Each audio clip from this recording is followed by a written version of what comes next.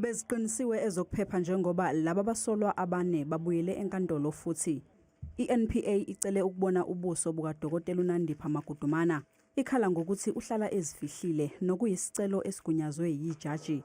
Abasolwa abathathu okubalwa kubo uDokotela uNandipha Magudumana, wabe eyisisebenzi seG4S uSinohe Mathwara kanye nowabe esebenza ukufaka amakhamera ejele laseMangawong uTibogo Lipholo basagcinwe Esitokisini. Accused number 1, 3 and 4.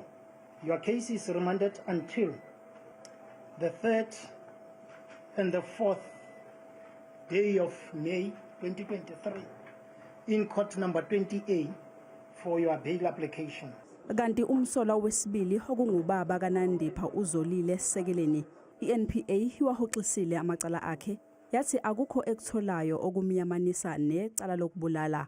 Kodwa ke ngaphambi kwalokhu ijaji liqale lamemezela ukuthi uzoba ngaphandle ngebheyili yezinkulungwane eziyishumi zamarandi. We received more evidence, hence we have taken a decision that we are not going to proceed in respect of a charge of murder with regard to accused number 2. Leli cala eseliundabze kwayo lihehe izindimbane zabantu abebengaphandle kwenkantolo bekhala ngezobulungiswa zakulelizwe.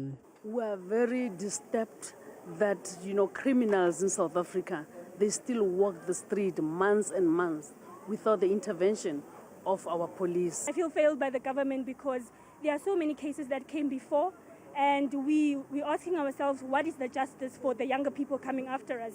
Abasolwa abathathu bazobuyela enkantolo mhla zizine nangomhla zintathu kuNhlaba bezofaka izicelo zebheyili.